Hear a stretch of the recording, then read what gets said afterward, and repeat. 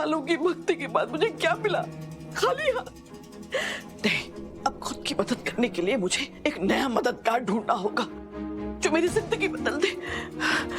पर कौन? गुरु माँ। गुरु माँ ने अपने चमत्कार से कितनों की जिंदगियां बदल दी।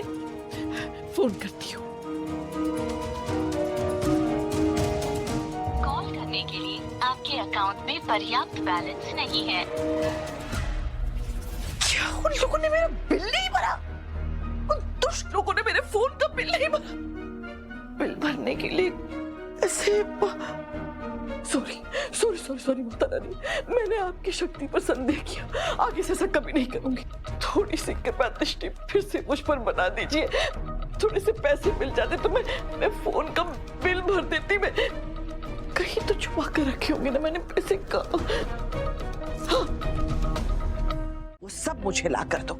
देखो, तुम तो अपने मायके से खाली हाथ कंगाल आई थी, तो कंगाली अपने पास रखो, गहने मुझे ला कर दो।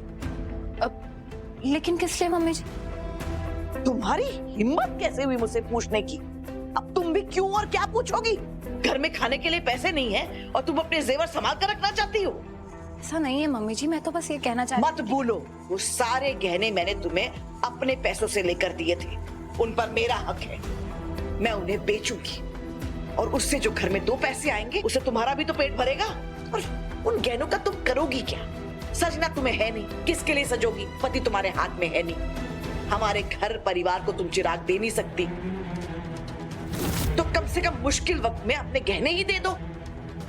खड़ी क्या हो, जाओ यहाँ से। और हाँ, एक भी गहने छुपा कर रखने की कोशिश मत करना। एक एक जेवर की लिस्ट है मेरे पास। बुआ जी की हिम्मत कैसे हुई ये करने की? जाओ। पूनम भाभी, आप रोकिए इन्हें। आप अपने गहने इन्हें नहीं दे सकती। ये आपका स्त्रीधन है। यही तो औरतों की सिक्योरिटी होती है ना। अगर कल को वीरू भैया ने आपको घर से निकाल दिया या आप दोनों के बीच में कोई ऊंच नीच हो गई, तो आप क्या करेंगी? किससे मदद मांगेंगी? उसी टाइम पे आपको ये स्त्रीधन काम आएगा ना। प्लीज पूनम भाभी, रोकिए इन्हें। खबरदार रीत, तुम मेरी बीवी को भड़काओ मत। और तुम्हारा तो पुराना शौक है ना कि इसके कान भर के इसे हमारे खिलाफ करना।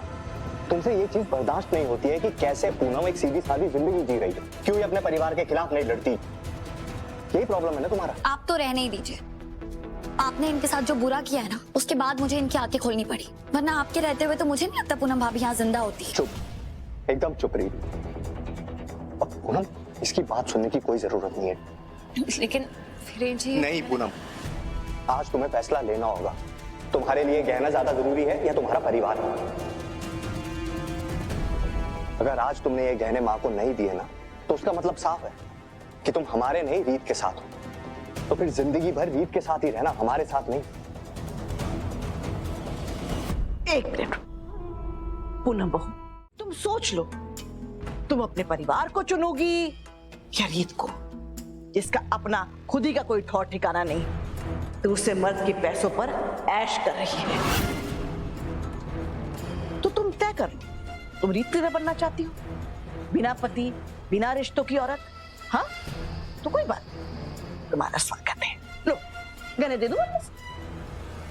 ये गलत है। आप पूनम भाभी को ऐसे मजबूर नहीं कर सकते 2 लोगों के बीच में चुनने के लिए। बस रीत, ये मेरा परिवार है और अगर परिवार मुसीबत में है तो घर की बहू का फर्ज बनता है कि वो उनका साथ दे। और वैसे भी ये गहने मुझे मम्मी जी ने तो दिए थे, तो अगर वो वापस भी ले ले तो मुझे उन्हें देने में कोई परेशानी नहीं है। भाभी, आप ये सब दबाव में आके कर रही हैं। अरे बोल लिया पूनम ने जो बोलना था।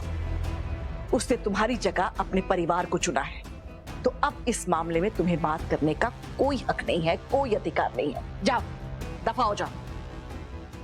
थैंक यू बेटा। चलो।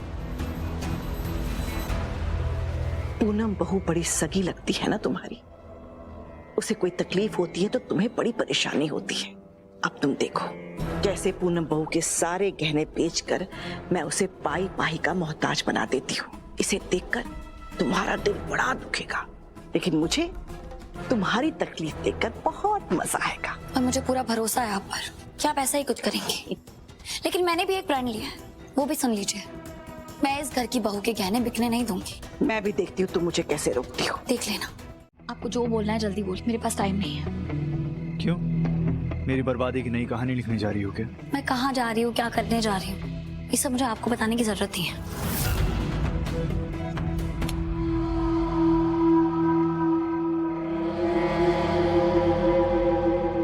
तुम्हें मेरे साथ जितना गलत करना है तुम कर लो, मैं सह लूंगा, पर मेरी कंपनी के साथ गलत मत करो। ये निर्वाणा टेंडर के साथ मत खेलो रही। अगर इसके साथ कुछ हुआ तो मेरी कंपनी को इतना भारी नुकसान होगा कि मैं जिंदगी भर उससे बाहर नहीं आ पाऊंगा।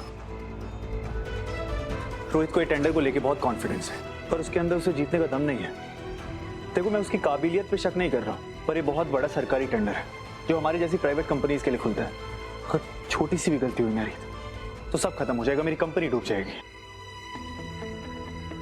सॉरी, वो मैं थोड़ा बोर हो गई थी। आपने ऑफिस में भी यही घिसी पिटी बातें की और अब यहाँ भी आप यही ट्रैक बजा रहे हैं। आपको क्या लगता है अगर आप मुझे अकेले में ये सब कहेंगे तो इसका असर मुझ पे ज्यादा पड़ेगा? मैं बस इसलिए कह रहा हूँ, मुझे लगा तुम्हें ऑफिस में ये सब टेंडर की बातें समझ नहीं आए हो।